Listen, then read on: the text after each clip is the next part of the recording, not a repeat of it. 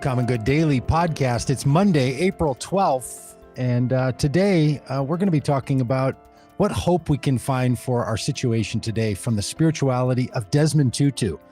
Now, on Mondays, we often take a look at what's happening in the news and try to arrange our lives, try to arrange our passions, try to arrange our essence to say, what could we do as people for the common good to pursue a life that would connect with what's happening in the news.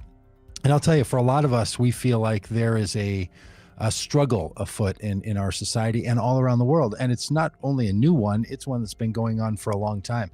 And so today we're going to talk about how other people who have gone before us, specifically Desmond Tutu, how his life and his spirituality led him and has led him to be a person who was raising his voice, not only in South Africa in the 1980s, 70s, 80s, and 90s, and continuing to do so today, but how that can be instructive for us. So we are joined by the Rev Michael Battle, and we'll talk to him in a minute. I'm in Minneapolis. We'd love to hear where you're from. I'm standing up today. So let us know in the comments if you're watching on the social streams where you're coming from, what it is that you're doing. And Michael, good to see you. Thank you for the book that you have written on Desmond Tutu, a spiritual biography of a South Africa's confessor.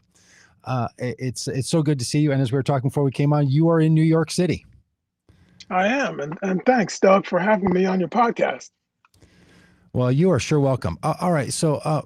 So Michael, for people who don't know Desmond Tutu, now that might seem, a little shocking to someone who has been his friend as you have for so long and have been a biographer of his, and I think following in his lineage. Can you give us a little bit of a description of who Desmond Tutu is and what his contribution has been to Sure. the world that we have? For people's name, his name might be familiar, but they have a hard time sort of connecting him to the realities of what's happening in the world. Sure. Part of his spirituality is that he is disarming and he naturally fades into the background. He does that kind of work. I think really because of his trainings. Early Christian monks that came out of England, the Community of the Resurrection, trained him. So Tutu's kind of like Batman. Batman goes away, and then you have these monks who train him. Well, Tutu had a very similar kind of training early on. He as a child, was sickly, and he grew up under the care of such monks. He became famous in 1984 when he won the Nobel Peace Prize. The 80s were a critical time in South Africa's history as the anti-apartheid movement gained full strength to resist the nationalism and to resist the Afrikaners National Party, which created apartheid as a government policy. And then from the 80s, he became Archbishop of the province of all of Southern Africa. So he was a pivotal figure in the institutional Anglican Church. And once Nelson Mandela was elected president, Tutu wanted to fade back into and recede back into his life as a church leader. But Nelson Mandela wanted him to chair what I think is one of the most profound experiments for a nation state. Tutu chaired the Truth and Reconciliation Commission, which the United States needs as well. And then that occurred in the 90s. And as the 90s have moved into the 2000s, Tutu has become more of an elder. And thank God he's still living with us. But his sort of activist role, because of his age and because of COVID-19, really has slowed down. So, Michael, you have written this book, Desmond Tutu, a spiritual biography of South Africa's confessor, and it's by your own admission in the introduction, you're advocating for his way of spirituality, right? Like you're not just a biographer standing back saying, "Let me tell you the details" as an objective observer. Your connection to Desmond Tutu is personal. As you write in the book, you lived with him in the early 1990s. He married you and your wife. He's baptized your children. Like you are from his stream, right? And and this personal relationship. And so you know something about the man. Um, to set the context for why he was so powerful, can you describe a bit about what apartheid meant and why it was such a scourge on human society? From 1948, I think, till 1991, it was a kind of formal segregation in the country of South Africa that a lot of people. I remember in college. I'm in my early 50s. I remember in college studying apartheid and just sort of being shocked at the level to which apartheid was the separation was taking place in South Africa legally. Like it wasn't like, well, there's racism in South Africa that people wink and nod at. It was the formal governmental structure. So can you describe a bit about what that is to really set the context for how someone like Desmond Tutu became a national leader there, a moral leader, and a world leader? Sure. Apartheid is a term that comes from the language Afrikaans. And Afrikaans is the language that Afrikaners speak. And the Afrikaners are descendants of the Netherlands. And they came to South Africa as they were seeking opportunities for trade, similar to Europeans who came to North America seeking a new life. Um, the Afrikaners came also pretty much simultaneously with the British, which is a whole nother story. But apartheid is something that the Afrikaners created, and it was created by major Christian leaders who became the prime ministers and presidents, seminarians um, from the Dutch Reformed Church. And apartheid, in many ways, means to be holy, to be set apart. Mm. And so Afrikaners saw themselves in many ways as holy, as set apart, um, as above the other cultures of South Africa. Um, let's keep in mind, Doug, I know this narrative of apartheid really makes the Afrikaners look bad, but the British were really no better. The British Mm. placed Afrikaners in concentration camps at the turn of the 20th century. So you have to keep that in mind as we talk about apartheid. So apartheid, as you correctly say, in 1948, when the Afrikaners took control from the British, the Afrikaners created this system in which what your race was predicted the fullness of your citizenship. So if you Mm. were white, you were a full citizen. If you were colored, you were sort of in limbo in terms of your Mm. citizenship. You had some rights, but you didn't have as many rights as white identity. And then you had black identity, which in many ways was um, the untouchable Mm. uh, category.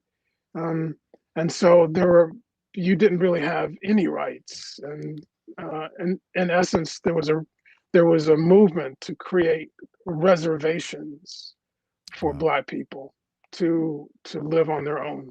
So it was a legal system that separated people based on race. Would that be something similar to the way we think about the indigenous peoples of the United States, that they were given a separate a reservation to live on? Was it similar to that, or was it even more painful and harmful and evil than that? Yeah, I think it's really hard to say which one was more painful, Doug. I think it is Mm-hmm. a combination of what happened to the indigenous people in North America, as well as what I just mentioned, the caste system in Mm-hmm. India. I think it was a combination because you had religious elements justifying this categorization of people based on race. And that's an important part, that for the Dutch church, for the Calvinists, from the reform, the the Dutch Reformed Church, which in the United States, that denomination still exists, that they really were making a theological argument for apartheid. Like it was a religious and political movement, maybe something similar to what we would consider Christian nationalism today. They would sort of combine these together in the United States. So was that a particular reason why, for Desmond Tutu, who was a priest and then a bishop in the Anglican Church, for him to be an alternative voice as a religious person and to Ab- suggest an alternative spirituality? Was that important? Absolutely. The Tutu, unlike leaders like Martin Luther King Jr. and others, he did not have a constitution to appeal to have conversations with those in power. His only authority really came with his engagement with this theological meta narrative of what it meant to be a human being.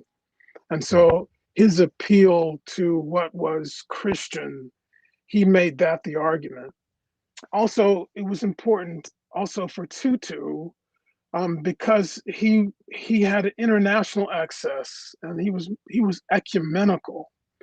So he was able to. Another thing I should have said, what was famous for Tutu's leadership is his really Herculean work to bring sanctions onto an apartheid government. So because of his international reach, he was able to do that, unlike most leaders around the world. But it really was absolutely this combination of civil religion that put apartheid in. Okay, so you are a very accomplished person. You are currently the professor of church and society and director of the Desmond Tutu Center at General Theological Seminary in New York, the Episcopal Church. Which, for those who don't know, I'll just give this explanation: the Episcopal Church is the brand name of the Anglican Church when it's in the United States. So the Anglicans everywhere else in the world are called Episcopalians here. So you're part of that same tradition of which Desmond Tutu was a part of as an Anglican bishop. And then you have a degree from Duke University, an undergrad, and a master's degree from Princeton Seminary, another master's degree from in sacred theology from Yale, and then a PhD also from Duke. So you're a very accomplished and academically successful person. But that's not really what you root this book in. Like, this book is not really an academic narrative of your story. It's the contemplative spirituality of Desmond Tutu. How did you meet him? And when you lived with him in the early 90s, like, how did that come about? And what in the world was that like, living in South Africa with Desmond Tutu in the early 1990s, right at the crux of the end of the legal apartheid system? Yeah, Doug, I think you've got good insight.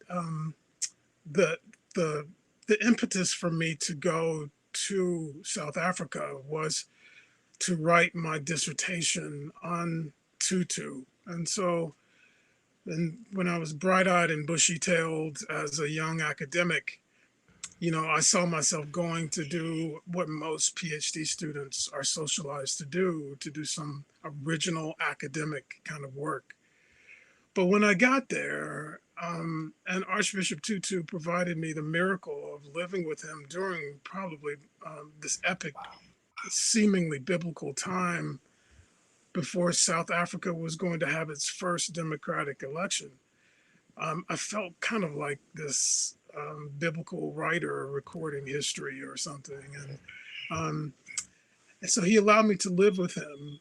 And so it's not you. I really like your insight. This is not simply this academic work that I thought I was going to do because I was living with him. Mm.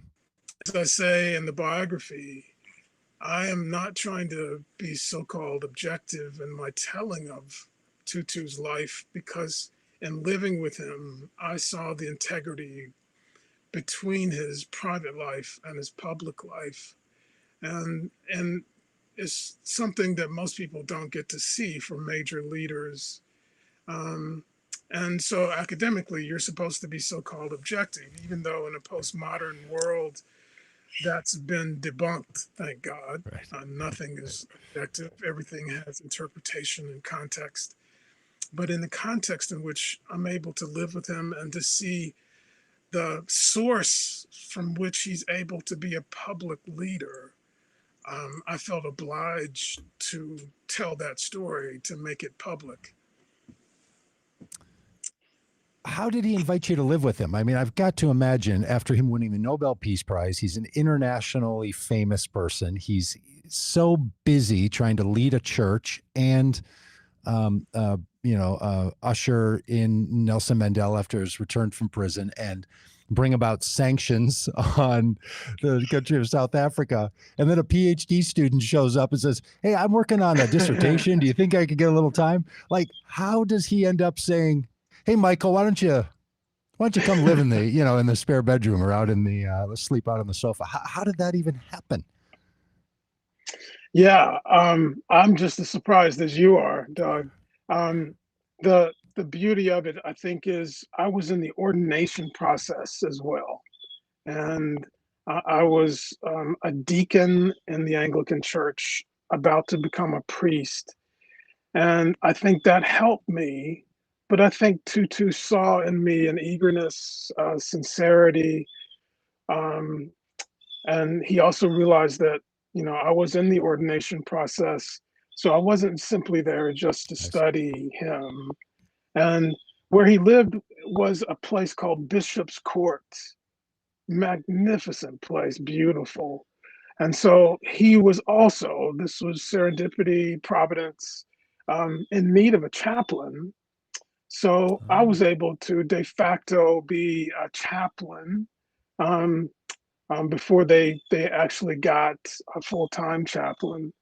So just in terms of my own Christian faith, I saw it as the Holy Spirit bringing together the circumstances to make Wow. that miracle happen for me to live with him. Did you know that was going to happen when you went and visited there, or were you there like on one short visit and then had to come back to the United States and get your affairs in order, or did you just like move in and never come back?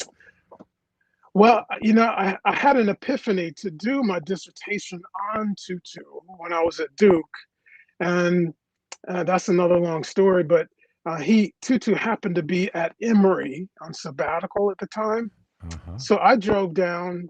I was just kind of bold, drove down and I asked to have a meeting with Archbishop Tutu, and I pitched like some kind of aspiring Hollywood star going to a director or something. I pitched my dissertation to him, and the first thing he said was, "Let us pray."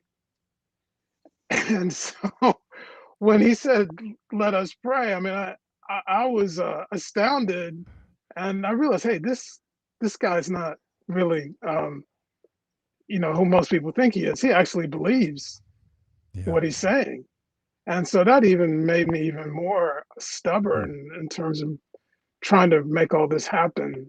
And so he prayed about it. And then I went over to South Africa, not thinking I was going to live with him. I was just going to live in a youth hostel kind of place and do as much research as I could. But then he invited me to come and live at Bishop's Court.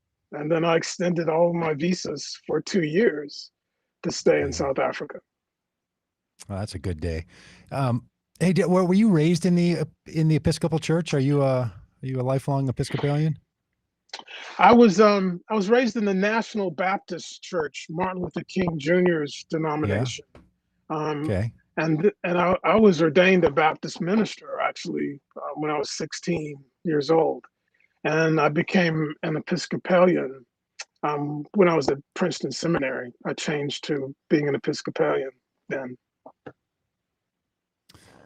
That's probably a piece of the story that I would imagine Desmond Tutu was interested in, because he's a curious kind of theological character, right? Like he combined a lot of different streams of Christianity into his theology and into his public advocacy and his public work. Did he find that interesting to have someone from the sort of Black Baptist church tradition now being inside the Anglican tradition of the Episcopal Church and saying, I want to bring some of those pieces together? Did you want that? And did he also see that and want to bring those elements together? Yeah, I think he was curious around that. I think that's right. I think I was a resource in many ways to him as he was navigating during those high times of apartheid. And, I was a source for him in terms of the culture for the US. But keep in mind, even in South Africa, they had basically the same black folks had basically the same journey. Tutu Mm, early on, his father was a Methodist, um, and the African Methodist Episcopal Church, the AME, was very strong for Tutu growing up. Even though Tutu became an Anglican pretty much um, in his preteen years, so pretty much the same dynamics that I was going yeah, through of yeah. navigating the black church and then becoming an Episcopalian and predominantly white church. Tutu similarly had an experience like that too.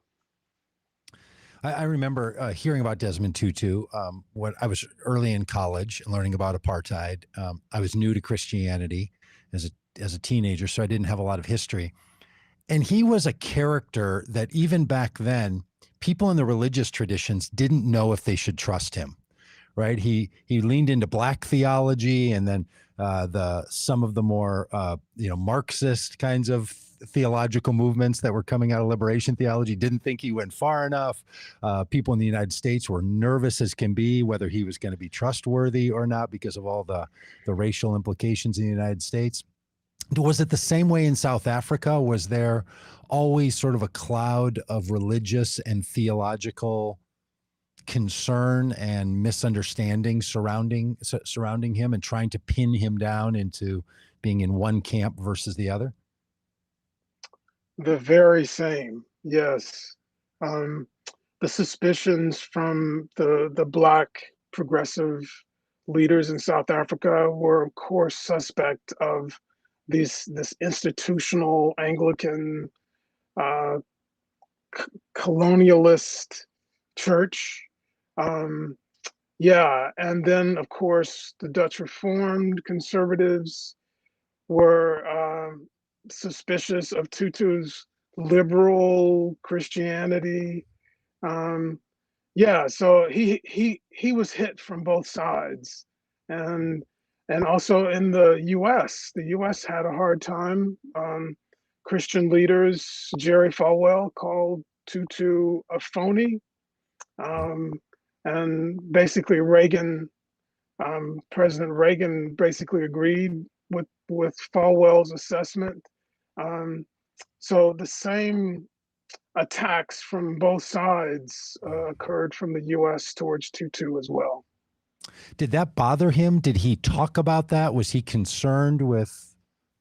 I'm thinking about this from the perspective in the United States. There is so much path choosing that religious people do, right? We want to make sure that we're clear and we don't let other people dictate who we are. Like there's just sort of an obsession with leaders here to really stake out your location on the map theologically.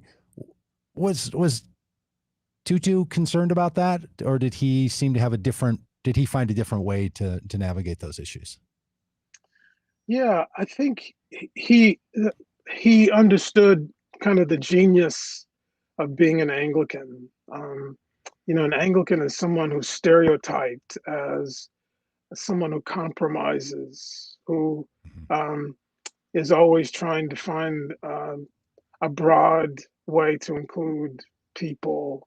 Is similar to the history of England, who had so many religious wars, and finally they tried to develop a civil religion that could encompass Catholics and Protestants. So Tutu's and he inherited that kind of via media, that middle way, which can easily look like compromise and sell out for others, try to find ways to include both sides of a conflict. Desmond Tutu is sort of sits in a lot of people's minds in this little trifecta of people: Nelson Mandela, the Dalai Lama, and Desmond Tutu. Right? There was personal relationship, obviously friendship there. I happened to be at an event in Seattle with Desmond Tutu and the Dalai Lama and saw their friendship and their deep care for one another. Um, he seems like a very personable and personal leader. Like he's not leading from positional authority. He's leading from this sort of personal charisma and personal ethical care. And we're going to talk a bit, because you write so well about it, about his own spirituality. But is that a right read to say that he his personality and his personal connection to people was what was essential for him? Yeah, I was a little confused about which person you're speaking to, but this is making a point. I didn't know if you were talking about His Holiness the Dalai Lama or Tutu, because they're very similar. I think both of them speak out of their charisma, out of sort of in medias res, what they're thinking and feeling. Um, they're not, always rehearsing what they're going to say before they say it. They speak out of, who they are and what they're thinking in that moment. So I do indeed think that for Tutu, that's true. It's gotten him into trouble. It's gotten him in trouble in the sense that he would say what he's honestly thinking in public. Um, and it would get, for those in the ANC, the political party, majority party of Black leaders that Mandela was in, and Mandela himself was oftentimes angry with Tutu by the things he would say, as Tutu would criticize um, the exorbitant amounts that civil servants and politics were getting while people were living in squalor in townships. Tutu would say that in public, to at a major sort of festival where you're supposed to be happy and everything, and some political receptions. And so that would get him in trouble based on, he would say what he actually felt and believed. Mm. The title of your book, Desmond Tutu, A Spiritual Biography of South Africa's Confessor. That word confessor is a particular term. A lot of people might not be familiar with it. What would be another version of that word that confessor sort of grabs, that might be a bit more colloquial, or that people would understand of what you're getting at when you call him South Africa's confessor? Like spiritual director. Or if you think of the Roman Catholic Church or a mafia movie, when somebody goes in to see a Roman Catholic priest to give a confession, the one giving the confession is the confessee, and the priest sitting in that booth, not seeing the person, is the confessor. Yeah, so it's a technical term in theology for the one who receives the confession. And that was an important function for Desmond Tutu to play as a person. And he embodied that, right? He has this quick laugh, this smile. The cover of the book, if people on the podcast can't see it, it's got that joyous sort of chuckle and full-hearted joy that is so much part of the brand of Desmond Tutu. Like when people would think of him, I'm sure they're thinking of him with that sort of personality.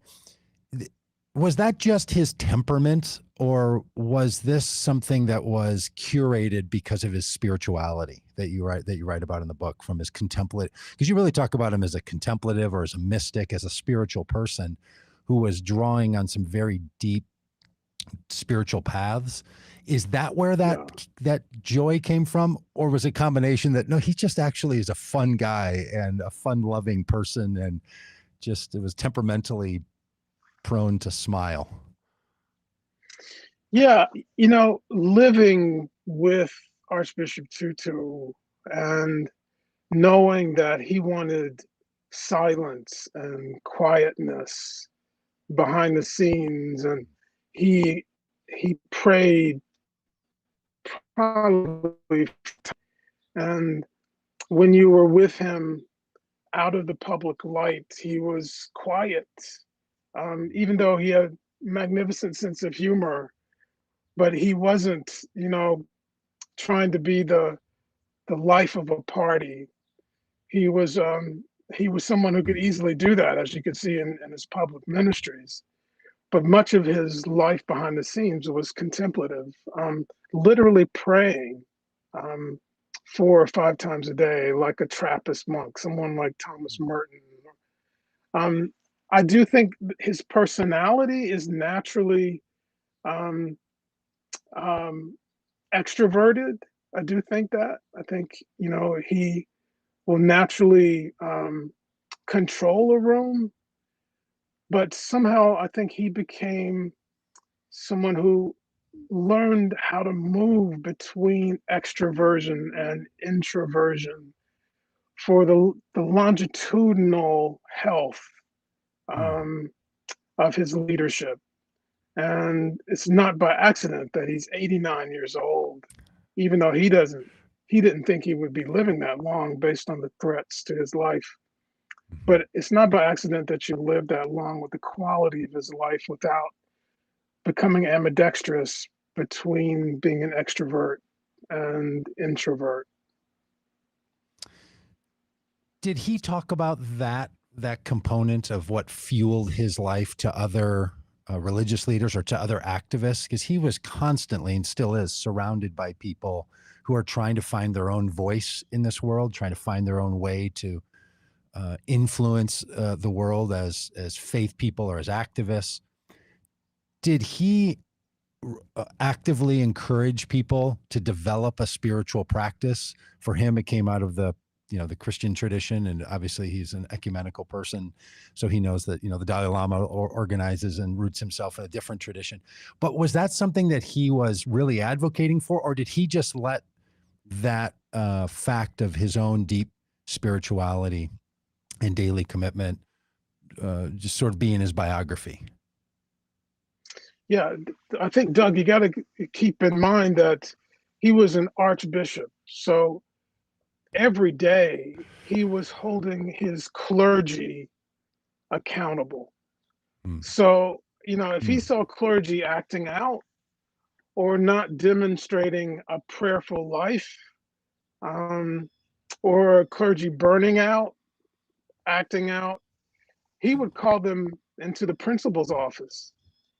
And, he would have a word with them about their spiritual life, if they're saying their prayers. Um, so, that was his job. That was Tutu's job, to require of his clergy to pray.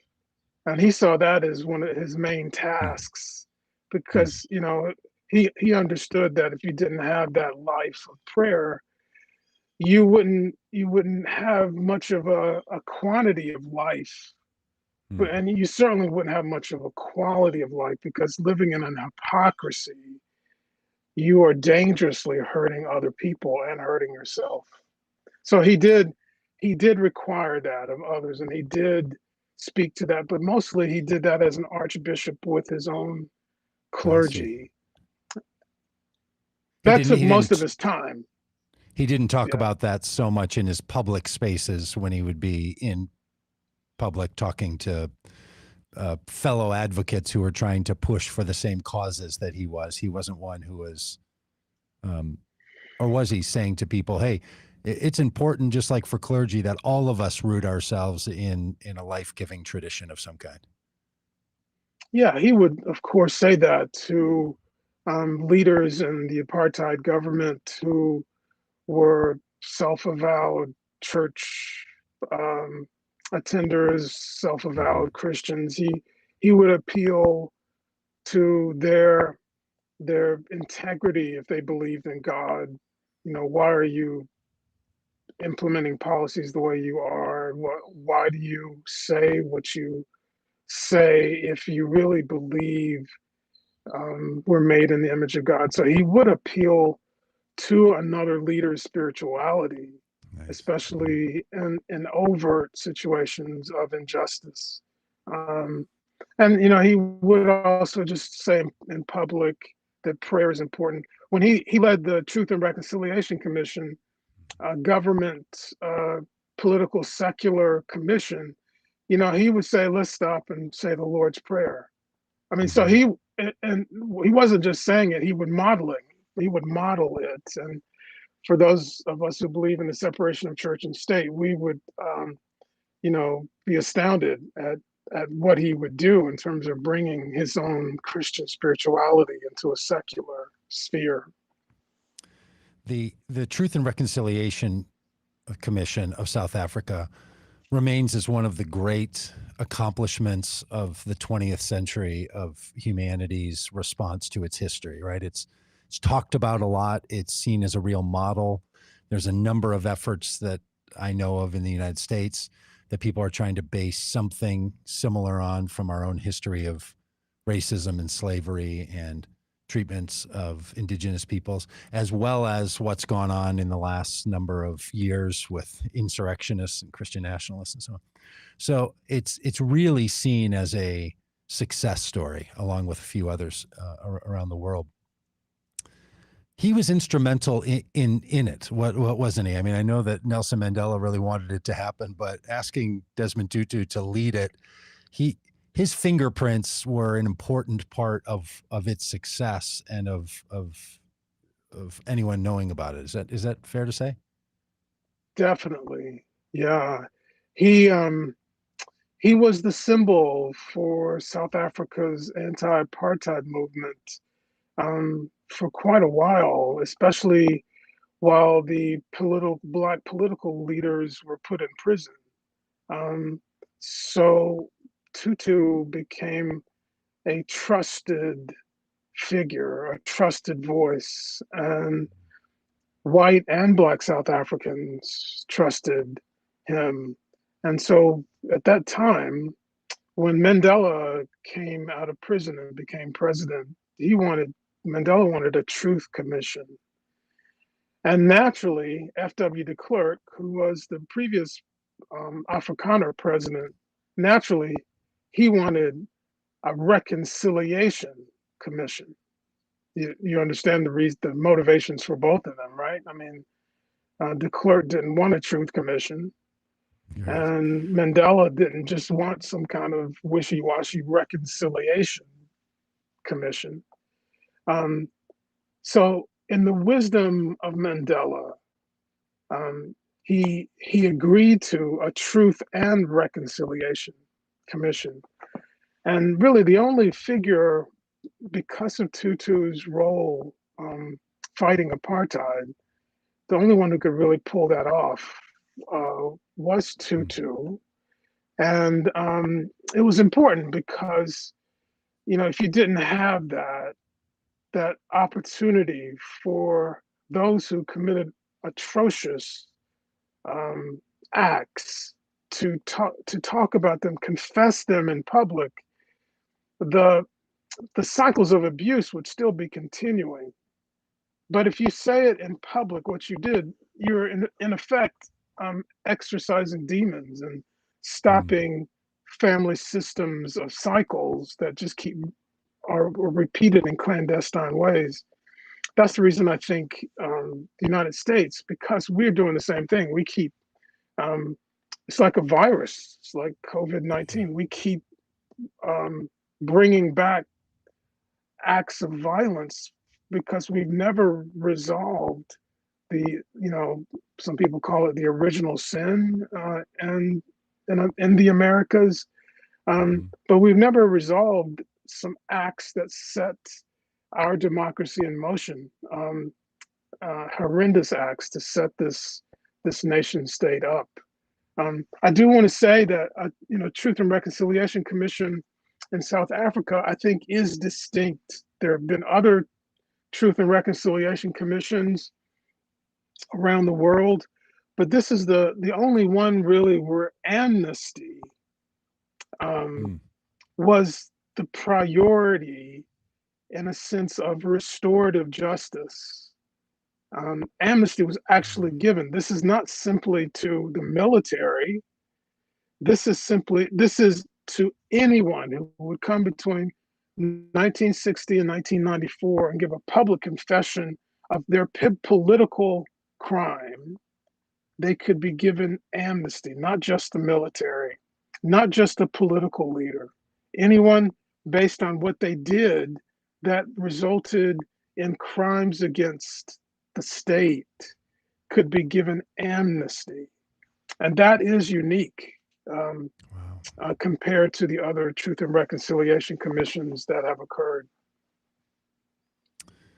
Was that something highly supported by Desmond Tutu? Was that his, was that, like that is a shocking notion in our world, right? Because for a lot of us, we want truth and reconciliation so people get what's coming to them, not so that people will receive amnesty and that there'll be a restorative nature to whatever justice narrative is underway. What was that his thing? Was that his? Was he supportive of that? Was he? Where was he on that relationship? Yeah, definitely.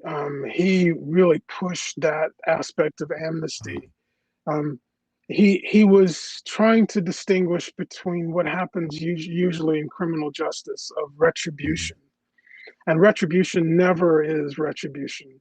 I mean, how do you equate um, sitting around barbecuing, um, having a picnic, while at the same time you're putting a black body on a pit and basically cremating? You could see the black body burning, and you're at the same time having a picnic on the other side. How do you bring retributive justice to that? How do you match justice with such a tragic affliction? So retributive justice, is not something that actually rationally can occur. You cannot bring the equivalent justice to an act like that. So restorative justice is, first of all, acknowledging that no retribution can truly take place in certain acts that have occurred. Oh, And wow. Doug, some of those tragic stories. But Yeah. restorative justice can keep us out of the quagmire of nation states that stay stuck in violence, that stay stuck in some points you forget what is occurring in the cycles of violence, as in the Middle East and so on, Syria, and the work that we have is to be conscious of what has occurred. And restorative justice makes us more and more conscious of what has happened so that we can put in place measures to at least resist the, the natural effect of violence. That is so brilliantly said. Is that part of the work that you do at General Theological Seminary in the Desmond Tutu Center? Like, is that what? Talk a little bit about what you do at the center and how it relates to your understanding of Desmond Tutu. Yes, so thanks for this opportunity to sort of pitch my commercial. Yeah, Yes, please. so we here at General Theological Seminary have um, an institute, a Desmond Tutu Institute center that he gave us in the early 2000s. He gave his name to an institute, a center, and we are trying to present programs that are in Tutu's legacy, such as restorative justice, prison ministries, um, and trying to also go and do pilgrimage to those places in the world that show restorative Oh, justice. So I would take groups in August and in January to South Africa, and we would go around and witness and meet political leaders, spiritual leaders who are modeling restorative justice. hmm. Of course, with the pandemic, I haven't been able to do that in the past year. But that's one of the main things we do is we do these pilgrimages, travel seminars. And I'm also trying to present content such as books, periodicals. I want to emulate you, Doug, and get a podcast that is structured around Please. restorative justice. And also the Tutu Center is trying to make sure that Tutu's legacy, as we started out our conversation, um, is held up because he's not the kind of person who is going to be trying to toot his own horn. Yeah, it's going to require a real commitment for people to look at the whole life of Desmond Tutu. It's not uncommon for all of us to sort of want the results of any process or system that we think highly of, and not always want to put the framework together that produces that outcome. I feel like your book, now there's a lot of books about Desmond Tutu, right? He's a well biographed person, if biographed is a word. All right, there's kids versions of books that people might read in Yeah. school. There's big biographies.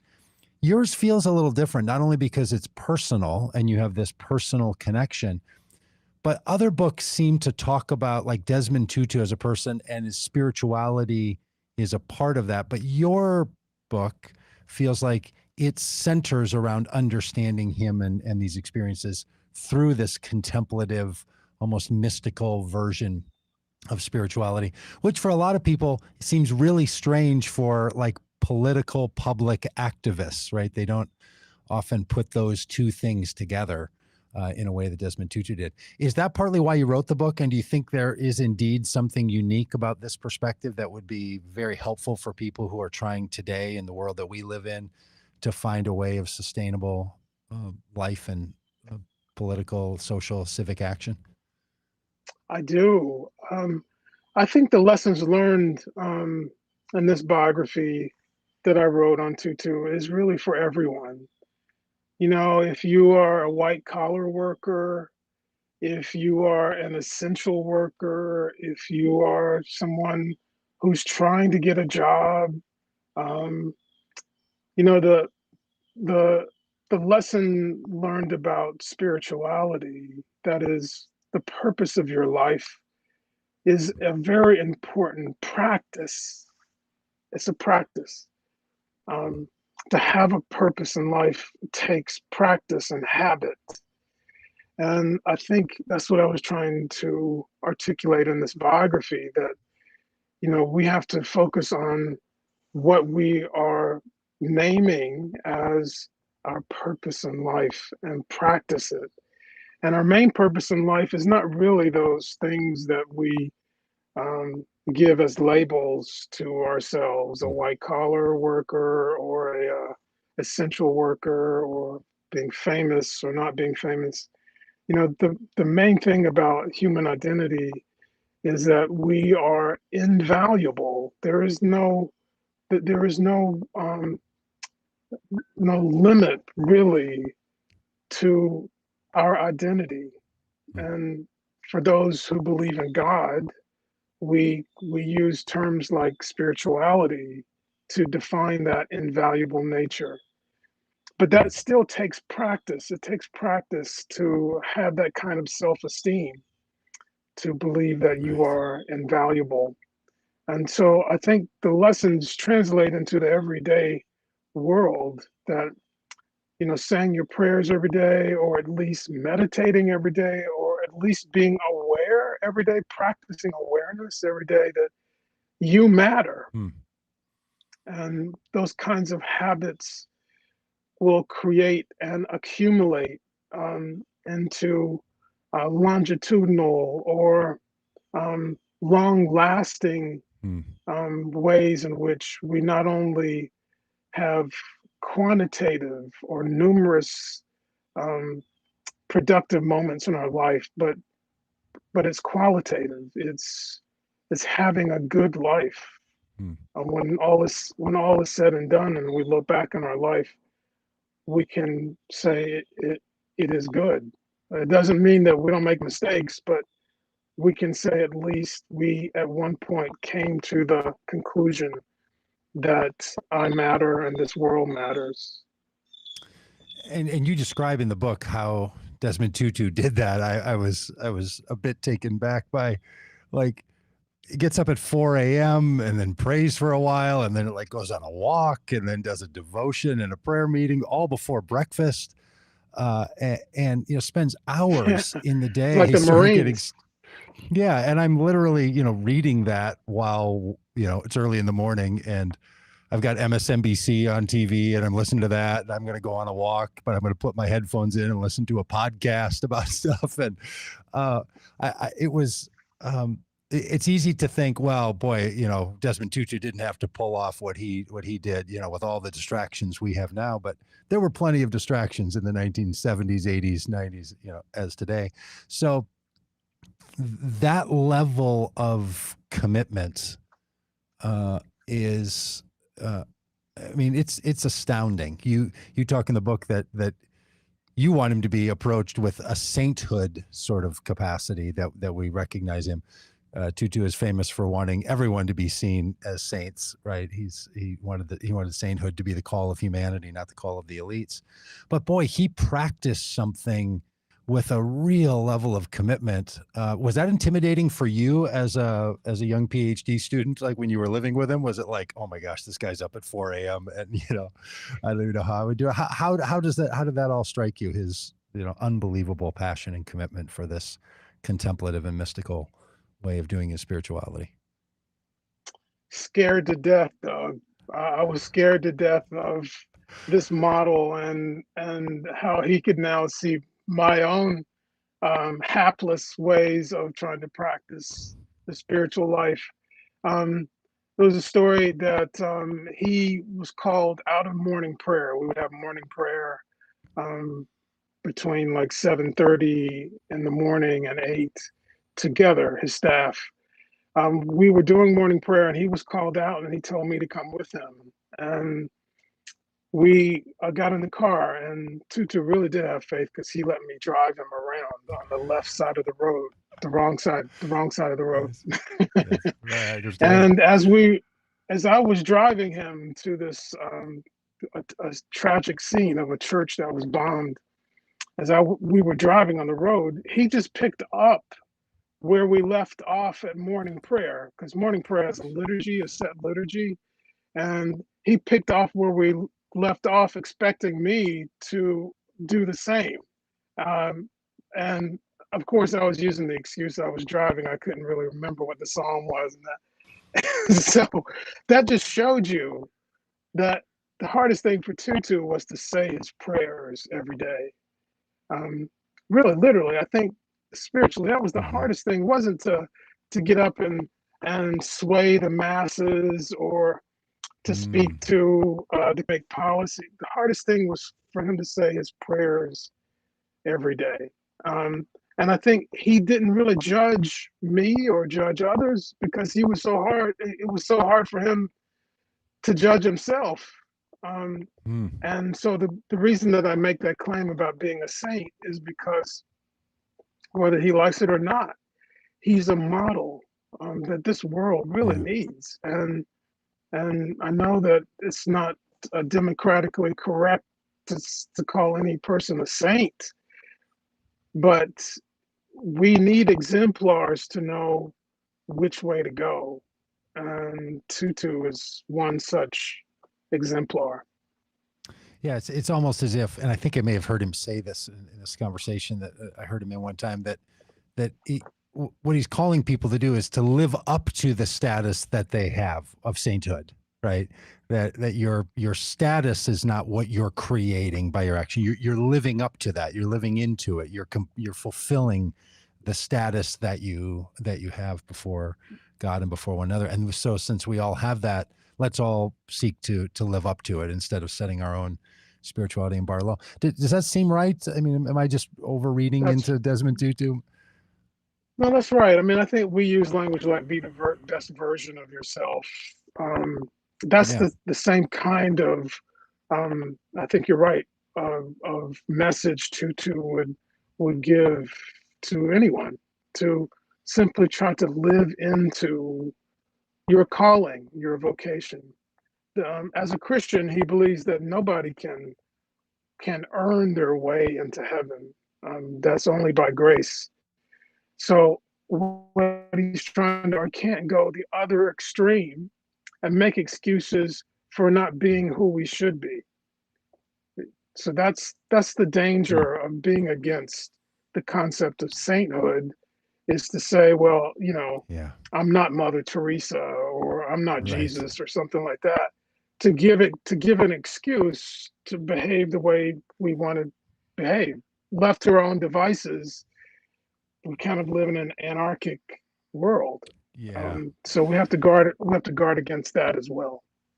Right, because if we play that game, well, I'm not so and so. I'm not Mother Teresa. I'm not Desmond Tutu. I'm not the Dalai Lama. I'm not Jesus.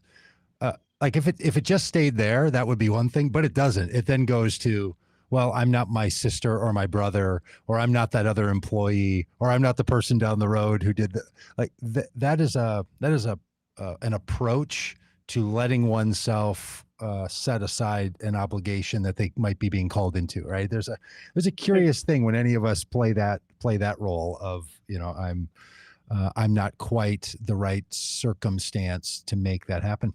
And this is one of the big questions in society, and historians ask this. Are there great leaders and great people historically, or are there only great moments that create great leaders?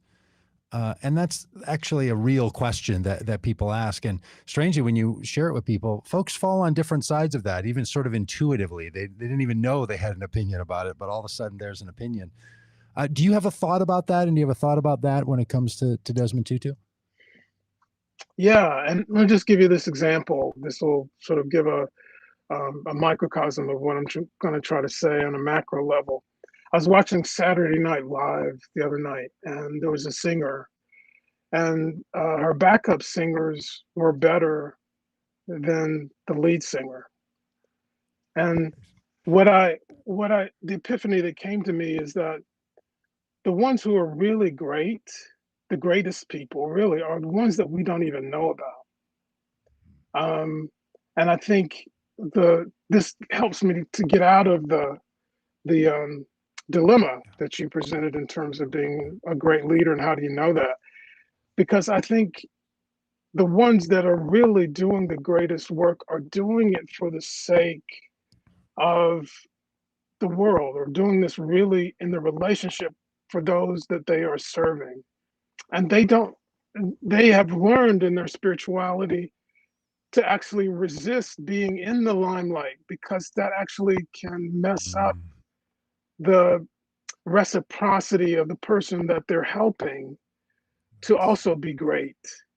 And so to me, those backup singers, Wow. they're making the person standing up front look great. And I'm not saying they need to stay backup singers. Hopefully they can renew their contracts and, become really good singers. But I think a person who is a great leader, we have to redefine that out of what is currently being defined as leadership in the media and leadership in Hollywood, leadership in the 1% against the 99%. We need to redefine what a great leader is. I do think a great leader needs appreciation, just like what I'm saying about Tutu. But we can't create a kind of idolatry of a great leader so that we only create capitalism around that concept. Well, that is Michael Battle, friends. He's the author of the book Desmond Tutu, a spiritual biography of South Africa's Confessor. He's a professor of church and society and director of the Desmond Tutu Center at General Theological Seminary. If you're trying to find your own spirituality and you like what Desmond Tutu does or what Michael Battle has said here, well, you should look at the Episcopal Church in America, especially there in New York City. And I have a good friend who's the bishop in Washington, D.C., Marianne Buddy. So if you're in D.C., go to the Episcopal Church there. There's some really great people doing really spectacular things, and there's a path of spirituality that could be waiting you. Michael, thank you for the book. Thanks for being a part of this. We ask people to make the common good their commitment to their lives and the commitment to their civic life and to their voting life and to everything. And your description of Desmond Tutu's life is, I think, one of those arguments that the common good is recognizable when we see it. So thank you so much for being with us today, and good luck with the book, friends. And I hope you pick it up wherever you can find these books. Thanks again. Friends, we'll see you tomorrow. It's Politics Day on Tuesdays. Oh, you bet. You bet. Thanks again. Hey, friends, Tuesday on Vote Common Good is Politics Day, so you can join us for that tomorrow. But also tomorrow night, we're leading a webinar, the second of 4 installments. You don't have to have been to the first one, on the threat of Christian nationalism. And professionals who have written about Christian nationalism, Andrew Whitehead and Sam Perry, have a book called Taking America Back for God. It's a critique book. They're going to be on. Jonathan Wilson Hartgrove is going to share. Stephanie Spalding, Christy Berghoff, and I are going to be hosting. We'd love to have you join us. You can go to votecommongood.com and sign up for it there. Or if you're in this stream, wherever you're watching this, if you're watching it on the socials, you will see some reminders for you to register for this. But the best place to go is to votecommongood.com. You can be in the Zoom webinar or watch it on the social stream. So we'll see you here for the podcast tomorrow morning, and then tomorrow night at 7 p.m. Eastern, or 7 p.m. Central Time, 8 p.m. Eastern Time, 6 in the Mountain, and 5 out on the Pacific Coast. We'll see you then. Thanks for being with us today.